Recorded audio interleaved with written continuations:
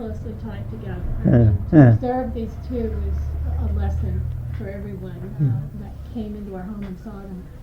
Now, the female passed away, and about a month later, the male passed away also. And I've heard of that happening quite a bit in, let's say, relationships between animals and humans, and also between humans and humans that were deeply tied. One would pass on in the other. And I was wondering, what is that relationship between those two souls? Usually, there is so much of identity has developed between the two that they are almost one, and each supports the other. When one goes, the very basis is taken out, and they have no longer interest in continuing. They long to join the other partner. If since physically it is not possible, they long to join in this non-physical realms, and it does happen. They join. They will in fact join. So much so, you see, in India, we had in the medieval days that barbarous system of when the husband died, of burning the wife also with the dead man. The man dies. The wife, she has to die, but she can't die. So she was forced, tied up, and burnt along with the corpse of the man. It is called sati. So it was always, I had always abhorred that system.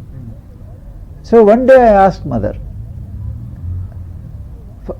whether there was any basis for this belief, and it has later deteriorated into this kind of cruel custom. She said yes.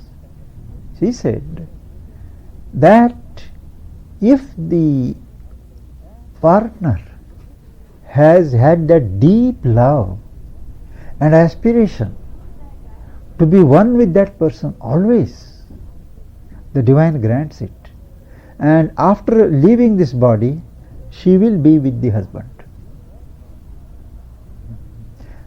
All that she must want it, but 99% of the wives don't want it. You see, how many people know how many frictions they had and whether they really loved each other or not.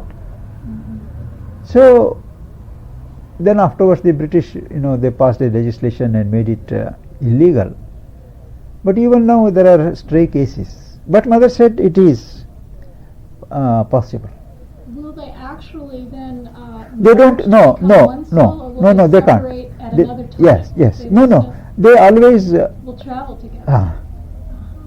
They travel together. They help each other.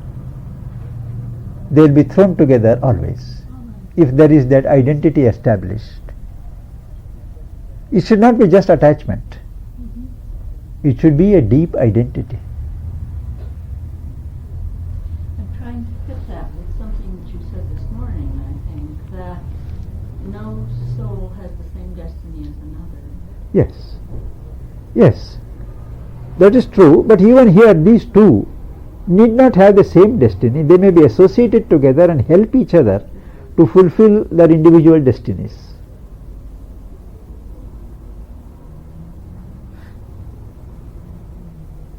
I was wondering, one time I was looking at this cat, sort of a funny experience, and cats are sometimes very unusual animals. And I was looking right into the eyes of the cat, and I became aware of something. I always wanted to check this idea out, but it looked as if that I was thinking, well, this cat doesn't have a mind like I have a mind, and yet it's alive. And I was thinking, well, what guides its movements? And I was thinking that it seemed as if it had kind of an unconscious participation, or with its instincts and everything else, that it was driven more by nature than by the mind. And I was thinking to myself,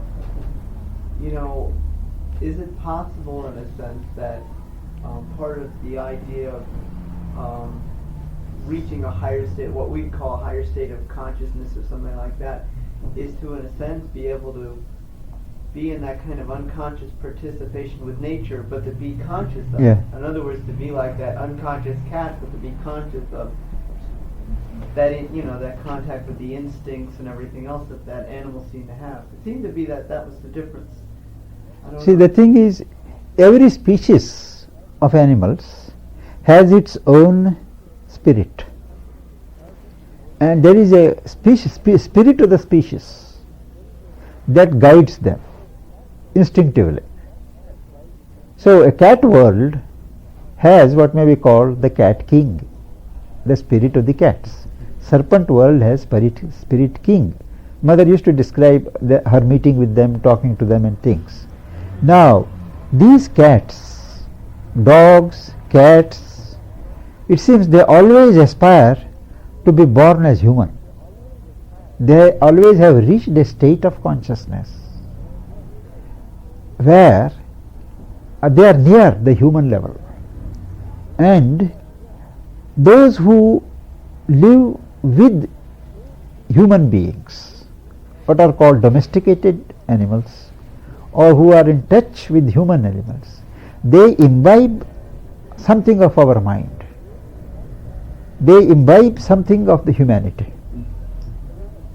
And there is a purpose in their being thrown with humans. The spirit species, the species spirit is there guiding. But when they are in the human company or association, something of our human thing enters into them. And Mother used to describe how they are almost human when they look at you, when you scold them, how they reproachfully, things, and they don't take food, if you just scold them. And if you tell, she would say once, it seems she once went to a zoo in Paris, and they had just brought a lion, and the lion used to be so furious, in spite of the big glass cage. So when people would go there and watch, it used to come furiously and strike against the glass, roaring. It didn't like to be stared at and things like that. So people got a little scared. So it seems Mother heard about it. She wanted to experiment. So she went there, and that fellow was sitting so far. And she said, "Well, how beautiful you are. How nice looking. What nice mane you have got. What beautiful eyes you have got." And she went on talking. And it seems he went quietly, he came and put his paw. So they have a certain understanding. It depends upon our attitude and approach. But of all the animals, dogs and cats, they are very sensitive. Their consciousness is more developed. Well, they're often very intelligent, and some dogs are amazing. Yes. Things that they can do. Look at the case recently in the paper about a dog that was at home with two small children. The parents had gone out for a short while and the house caught fire. And the dog broke the window and carried both of the children out I through see. the window to safety I see. without any direction. Today also I saw the headline how a dog told a deaf woman that the house is on fire. And they say they are training 30 dogs a year or something like that to help the deaf in matters like this. Today in the San Francisco Chronicle, I think I read a headline. There was a marvelous film on Channel 9 last month about a Hollander, a man in Holland, who was working with killer whales and communicating. Yes. Whales, yes. They say they are mostly almost human. Whales. It was a marvelous film. And dogs. Dolphins, I see. She Pandit, since being here and other times too, one of the things that's happened I've noticed, like particularly when I close my eyes in meditation, I will feel very strongly the presence of Aurobindo, Mother, and at times see an image. Could you talk a little bit the relationship of what level that might be happening on, and also the relationship of that to mediumship and those people who are so so-called call themselves mediums and so-called allowing forces talking through them, how that all relates. Sri Aurobindo and Mother, they have definitely said that they will never function through mediums and they will not be accessible to mediums, because through the mediums lot of mischief and wrong things have been done. But they are working on the subtle physical level to prepare conditions on earth for the next stage in the evolution of consciousness, which is the love consciousness, the supramental consciousness. Mother could not complete her mission in this sense because her body broke down when she was 95.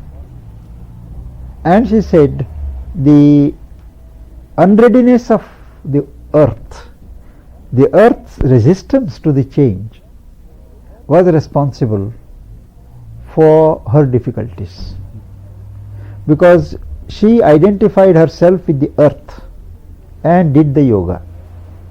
Individually she could have achieved her goal long ago, but there was no meaning. She wanted to work for the earth humanity, earth consciousness, and establish a new principle on earth. For that, the earth has to cooperate, collaborate, at least in its higher minds. But she said nobody is yet prepared to give up his ego. People still insist, people, nations, countries, governments, they are still ego-centered, ego-based. And despite all this talk, nobody is prepared to go make a little sacrifice for the humanity or universality. So they are working to expand our minds, enlarge our consciousness, and create conditions on earth for union, for unity. And what they said at that time still holds, that whoever accepts us is accepted by us. So whoever follows their teaching or has trust, they are responded to. And it is on this almost physical level that you must have seen, because it is very near. It is not geographical different area. You see, in this little hall itself, all the 7 worlds are there. They are states of consciousness. And it is many have experienced and experiencing their presence or their figures, their workings. So they did acknowledge that quote unquote mediumship is, Yes. it does exist. Yes, mediumship exists, and mostly it is exploited by the wrong beings to mislead people. In the beginning they will say something very accurate, create faith, and thereafter mislead you. Automatic writing, mediums, voices, these are all dangerous. I asked you the other day about, I read somewhere that it was in 1956 that the superconscious began to first have a Yes. foothold in the Yes. civil Yes. atmosphere. 1956. Well, despite what I think what you said was purely the lack of openness, etc. But is there any sense that there is an evolution, Yes. eventual forward? Yes, because the earth consciousness has certainly registered an advance beyond what it was, say, about 30 years ago. People are feeling on a large scale the need to change. The nations are governments and people, they are feeling the pressure, to have a global view, a world outlook, and you can't compartmentalize this my country and your country. So there is a subtle pressure going on and a certain response to it to outgrow our pettiness and narrowness. But not yet enough. So I personally am a believer in the Aquarian age, which is going to start in 2000 AD, and that some new things will start by that time. 20 years is a good span of time in which many things will occur. The other question I had, I think I asked you the other day too, is the superconscious really new in evolution? Now, I mean, people have maybe touched it. Is that correct? It has been touching people, but Like the earlier avatars, like Krishna or Buddha. no, this is a further step. But this is more. All the previous avatars have prepared for this new step, which will radically change the conditions of humanity. So it's really a new.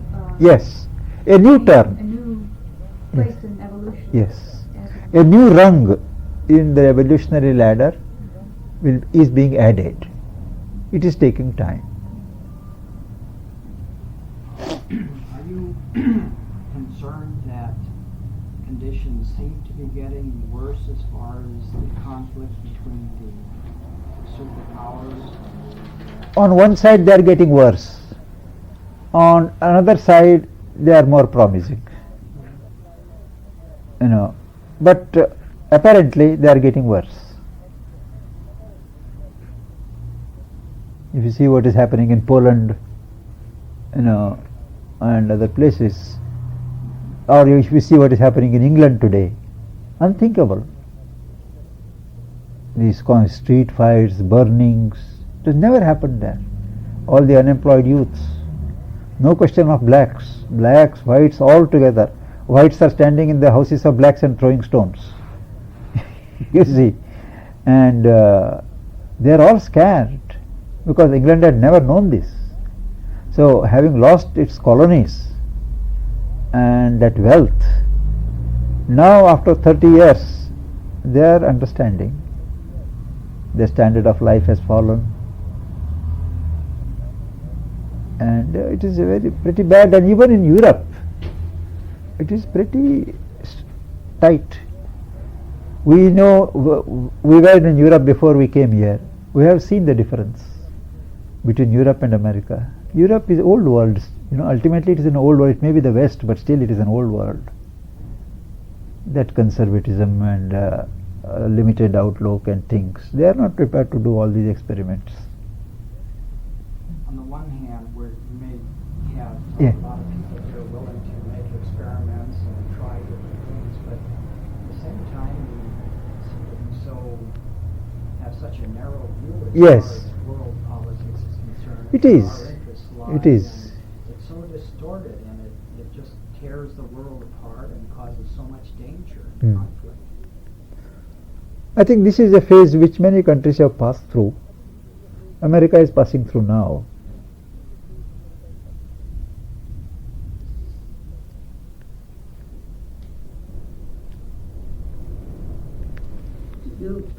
You gave a contrast between Patanjali's or Yes, and Sri Aurobindo. and Sri Aurobindo's, and would you mind repeating that or going into it a little further? I thought that was very interesting, the contrast. Because the Patanjali believes in suppressing and killing mental activities.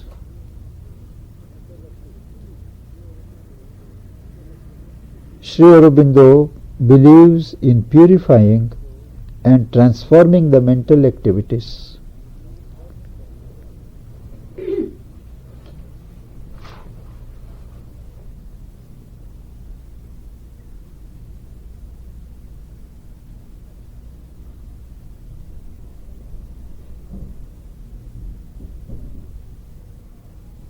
Contrast is very interesting. Different approach. Pandit, I just had a thought, and I thought I'd mention this. In your travels, particularly to this country, have you noticed things or have questions come up that we might be able to add our insights or our experiences to that might offer something in terms of your own inner work and guidance?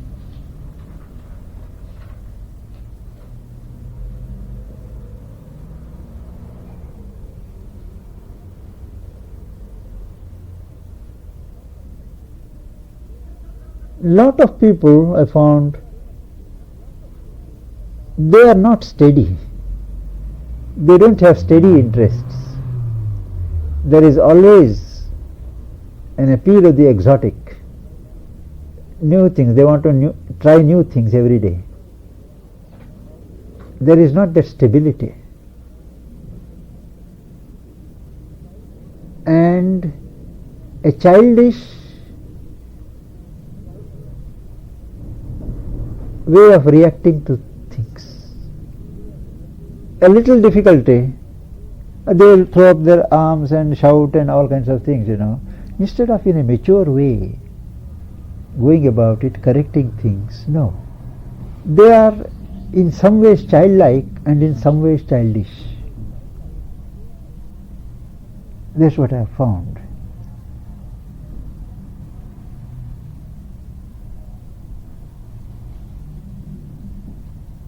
I know it's something that I've thought about a lot myself lately, and through the help of another individual, what seems to come as one possibility for that is living in a country where there's so little belief in anything, as opposed to a country, say, like India, where there's such a foundation of, even though there are a lot of different beliefs, there's a unity in a certain aspect of that when you come to a country like this, all you can believe in is your washing machine and dryer and hoping that it works in a certain sense, but yet in some way you can't believe in that for very long. And so you keep trying to find something to believe in. And it's difficult not having a sense of foundation of belief. And I know for myself, it's something I'm still very much struggling with, is trying to just get that core foundation of a belief going, that I don't need to keep jumping, which I found this has been extremely helpful. Extremely helpful. I think, the elements that are needed here to give a stability and a firm base, they are being brought by the divine from the East and introduced in this society. Naturally, in the course of that, there are some aberrations, but ultimately things will be all right. The American soul, the soul of America, has accepted the contribution of the East. It may take time. This century was intended for that. From the beginning of Vivekananda's coming, even there are many Indian teachers who have been here and teaching, their names are not known. They have trained many American people who themselves have been running schools and things like that. Only a few are known. There are many genuine people who are working here, who are helping here. They don't care for publicity, and they are not commercial. And that dialogue and interchange is going on at many levels. And all these immigration laws and all that, nothing will be able to stop it. Well, they have a country, it has got to have, if it is not to be flooded, and what has happened in England should not happen here. It has. So many people, unwanted people in their countries have flooded England now. The whole standard has come down. That shall not happen in America.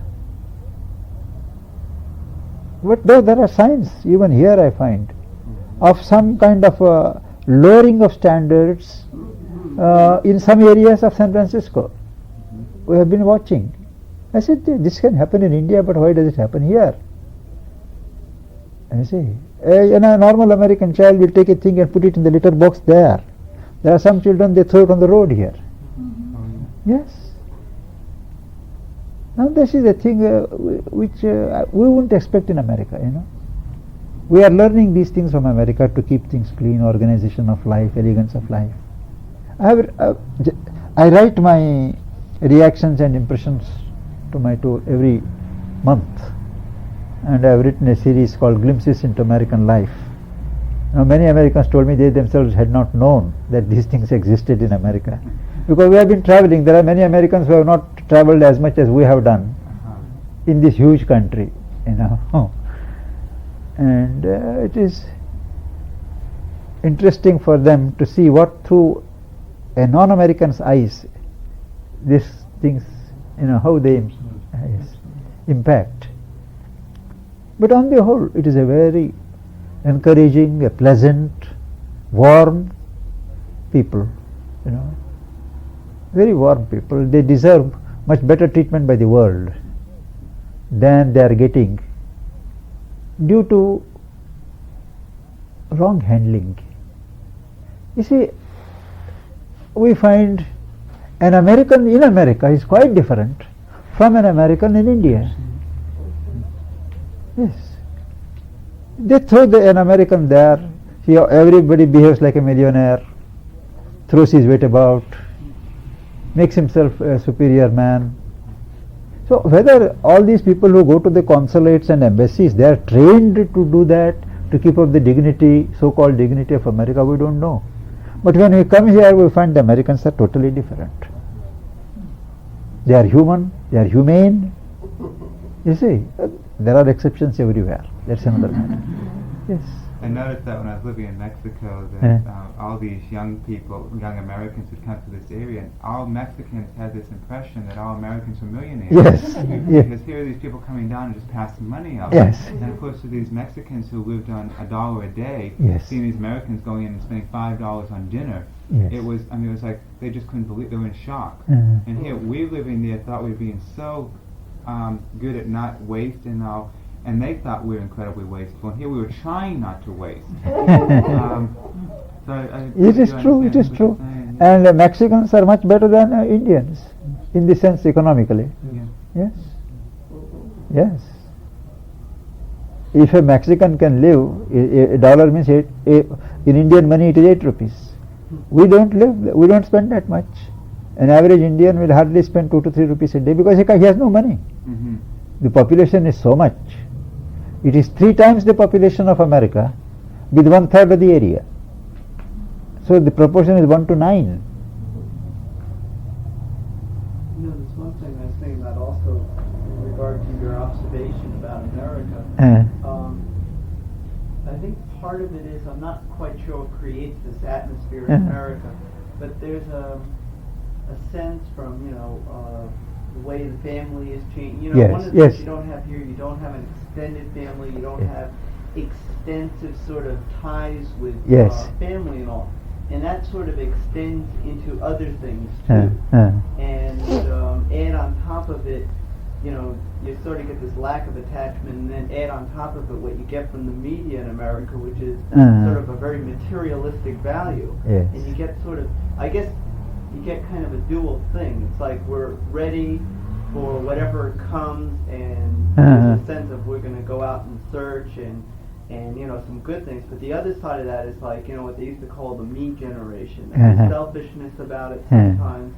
There's sometimes a lack of being able to be deeply attached or committed to something. Things like that also come out of this environment too. It's kind of a dual thing, And I don't know, that's sort of my observation about that. It's the other side of the exploration, the Yes. freshness and Yes. courage. Yes, the other side, yes. There was one other thing I was thinking about that I think explains the American myth really well. There's a ballet, well, it's actually an opera written by Aaron Copland. And Aaron Copland, I would say, is one of the people who is the most American musician to ever come out of America. I mean, he describes the American spirit, or the essence of it, best of anybody. But the story is about these 2 hobos that come into a town, and what happens is they meet this daughter, the farmer, and they work for this farmer. And one of them decides that he's going to run away with the daughter very early in the morning. And what happens is that in the middle of the night, the other hobo talks to the one who's going to run away with the daughter. He says, listen, you can't do it. I mean, this woman is a symbol of stability, and you're a symbol of the road. And so what happens is that he talks them into splitting, before the girl wakes up. And all of a sudden, they're gone. And the woman wakes up, comes downstairs, and, discovers that, her lover is gone. So the twist in the story, and this is what makes it real American, is she decides to leave the farm anyway. Uh-huh. And then the mother sings this song, it's sort of an aria, for like 10 minutes about her leaving, becoming sort of a symbol of change, a symbol that the older way of life and the farm and all that other stuff is going to be left behind, and that something else is starting. And I think that sort of myth is one of the ones that sort of is carried out in the American spirit, just like that story almost. At least that's my experience. Very interesting. So Pandit, I wanted to ask something about, I noticed as I become more sensitized or sensitive to my environment around me, I'm having less tolerance of those moments when I see people being abusive to things, to other people. I'll sometimes hear certain, I'll overhear people talking certain words. I'll almost feel a pain from the vibration of certain words. I know I could be walking down the street and someone will fling a bottle out a window, Yes. and when it crashes on the ground, I'll feel a physical reaction to this, and it's one of repulsion. And sometimes, I can feel this anger, but I don't want to, get violent about it. But it's almost like I feel that vibration, and I feel the insult to the earth. And on one hand, I'm really appreciating and just loving and dwelling the sensitivity that's developing, but in the same hand, it's bringing out those other things more and more, and I wonder, how does the balance get? I think that's the penalty we have to pay. Yes. Well put. Yes. When you were reading from Savitri on the chakras, Yes. The sequence that Sri Aurobindo gives is from the top down. Both. Usually, All right. Yeah. usually in the tradition it is from the bottom, Yeah. but here in this is from the top. The higher Shakti descends. He does not believe so much in a laborious awakening from below and drawing it up, Yeah. but he believes in opening to the cosmic Shakti. That And yes, bring the power yes, down. and it opens up the center, and it releases the hidden serpent. Yes. Pandit? Yes. Since you joined the ashram with Sri Aurobindo and the mother at such a young age, what happened to your relationship with your family through these years in terms of connection, non-connection? If you don't mind speaking a little on that. Actually, in the beginning, I had the traditional attitude that only God and all these human relationships are Maya, they should not be there. And in a way I kept them at a distance in the beginning. But later, as the consciousness developed, the mind became larger, the love center opened, I found it was wrong. And I developed relations with them again, but on a deeper level. Not, That's where I'm having a hard time you see, now. deeper level of real love, not expecting anything from them, but only loving them, and looking upon them as one family. You see, so I have closer relations with them now than when I was not in spiritual life. But there is no attachment. There is love, but there is no attachment. On both sides? No, on their side they will always have attachment. that's where I'm having the Yes. time. And on my side it is, you There's no see, attachment. yes, but on their side they don't know the difference between love and attachment and all that. They say that's the only way to be to be that. Like, say in my personal situation, I've tried very hard, particularly lately, to share like the changes I'm going through, let them know that I still would like to be able to have a certain closeness with them, but it can't be on the same level as Exactly. before because I've changed. And I get back this letter of oh, sorry to hear you're so sick. Why don't you come back home and take care of you? And I'm sitting there saying, I mean, it's just like totally opposite, levels. And I'm saying, well, where do I go next with this? How do I respond? What do I do next with it? It's obvious they don't hear. And I worked very hard on these letters. I worked hard both myself and worked with other people to make sure that they expressed as closely to what I wanted them to express as possible. And it didn't. It doesn't seem like it mattered. And I don't quite know what to do. No, I think we have to leave them to themselves. You see, there can't be an equation. I'm sorry, there can't be? There can't be an equation when they can't understand you and they are in a different setup. So you have to leave them where they are, but you must always have a sympathetic attitude, that is all. And just do the best. Yes, yes. We should not involve ourselves in them. But when they expect any kind of help, support, if it is right, we must give them. And we must always give them a prayerful backing. But if they don't understand, it does them harm to impose our faith and beliefs on them. They are not evolved to that level. They have to be left to evolve. And usually, if one member of a family is living a spiritual life, it does good to all in an indirect way. But if they have faith in you, if they are kind to you, and if there is dealing, it will do them much more good. They don't need to be spiritual. But world is made in such a way that they always look upon these people as cranks and sick people, and nothing can happen there. You have to leave them to themselves. So I have some relations who are there. I have nothing to do with them. Only those who understand me, who value my contact, with them I have contact.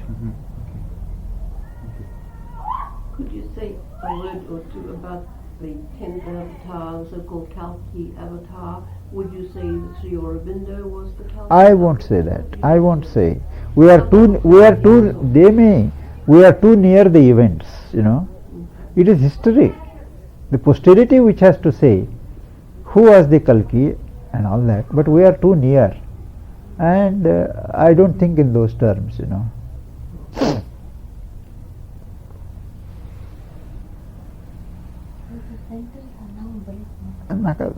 Nobody is. So, did you have a lot of direct contact with Sri Aurobindo? With mother. Sri Aurobindo had retired. So his contact was a lot through writing? Yes, writing, letters and all that, but mostly our contact was with mother.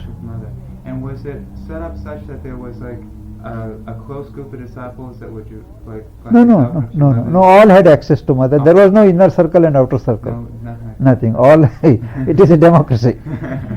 And all could go, and all had, even a child of 5 could go directly to mother and take her time. And that is it's a freedom. Mother was a great believer in freedom, So there weren't things set up like that certain disciples lived together in one place? No. All of us, we are spread over an area of 15 miles. Really? A few houses here, a few houses there, and whatever was available was given. There was no gradation. How did it work out, if you don't mind my asking, when mother left her body, in terms of who in terms of responsibilities being taken? Yes, it is a legal requirement in India that you must always have a board of trustees. Such institutions, religious, spiritual, cultural, they can't be one-man shows. If it is a one-man show, you have to pay taxes. It is treated as private property. So it is constituted as a public trust with the board of trustees, and then you are exempt from taxes and you are given certain special treatment, helping the government and the people help you. And so mother, even in mother's lifetime, a board had been set up of trustees. So this just continued? Yes, it continues, and it will continue. As any trustee dies, automatically they co-opt somebody else. Some of the senior people who have more experience, they are put on the board. But there is nobody bosses over anybody. It is only administrative arrangement. But nobody is a spiritual head or a successor to mother. Because I had heard, and I hate rumors, and one reason I'd like to ask this Yes. is just to get a little clarity on this. I had heard that there was, when Mother passed on, that there was a lot of turmoil between certain members. Thought Prem's name was mentioned, your name was mentioned, and a couple others' names were mentioned. Did this in fact actually... No, these are all newspaper exaggerations. That's what I was... And nothing of the kind. Mhm.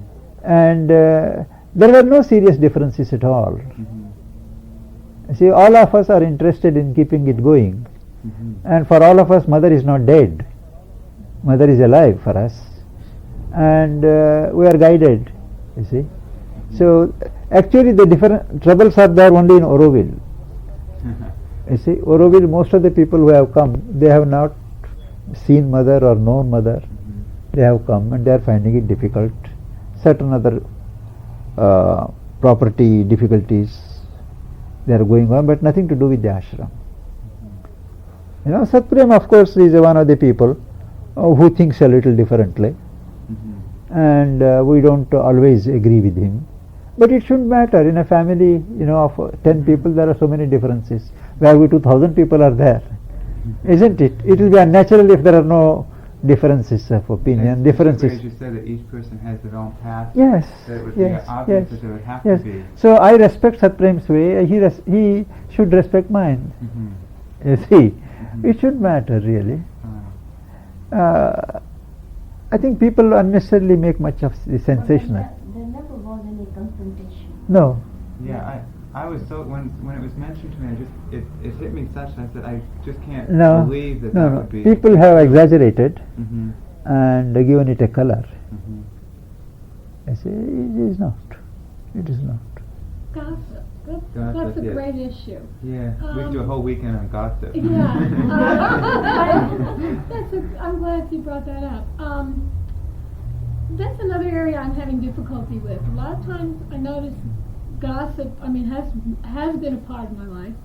And now I'm working with not being involved with gossip. And it seems like people really like to gossip. Gossip, yes. And I don't want to be a preachy kind of person and say, I don't want to gossip. You know, I don't want to, that's not what I'm trying to do either, you know. But yet, and I don't want to just kind of get tight, you know. Yeah. I don't quite know how to Gossip is one of the things, you know, it is an adversary's interference in God's kingdom. Through gossip, lot of ill will, unfounded charges and things spread. And there is something in human nature which wants these things to be true. And they go on spreading from mouth to mouth. And gossip is very unspiritual and injurious to spiritual life. So, we should be absolutely indifferent to gossip. Not to be affected by gossip. And not only we don't participate in gossip, but we should be indifferent. And where there is opportunity, we should put the right thing in. Right thing in. We shall not say we have nothing to do with it, but we should put the right thing in, whether they take it or not. Some people are benefited. There are many victims of gossip, you know. Only a few carriers of gossip. Sometimes I don't really know at what point does one draw the line to when you're talking about a situation or an individual that it then becomes gossip. You know, like say like we were talking say about Rudolf Steiner. At what point does talking about, just using him as an example, at what point does talking about an individual then turn into a negative? Actually, it depends upon the intention. Now, if I am sure of my facts, then it is not gossip. But if I am telling you on hearsay, And without, counting on him. yes, Right. that is gossip.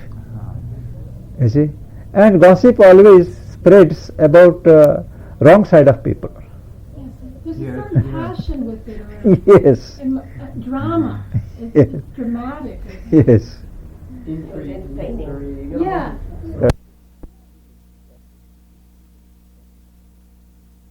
A group spirit. Beings, the Aurobindo and the Mother with you. should be faced with a difficult decision to make, where they don't know whether to go this way or that way, should they call upon the mother, Sri Aurobindo, would they receive help in making Yes, that they decision? do. They do. Definitely Mm, they would. mm. That's nice to know. It does. And how, in that case, I'm not faced with a difficult decision at the moment, so it's not a personal question, fortunately. But in that case, how would one go about it to receive their guidance? To think of them and mentally submit the problem and then forget about it. Then forget about it. Immediately you shall not go on thinking what is the reply, what is the reply. No, then your mind will reply. Once you submit mentally, for a decent interval of time, you must not think of it. Occupy It might your. take several days or a week or It depends upon the urgency. before you get It depends the upon the urgency. It depends upon the urgency of the thing. But at least for a while, you must occupy yourself with some other thing, totally taking your mind off. Then suddenly the thing will flash when you don't expect it even. This is the thing to be done. Why I didn't occur to me like that? It will have a certain authenticity about it. But you must have trust and submit it mentally. And it works. Very, very good. So do we close now? Thank you. Thank you very much. Thank you so much. May I ask you for a professional comment?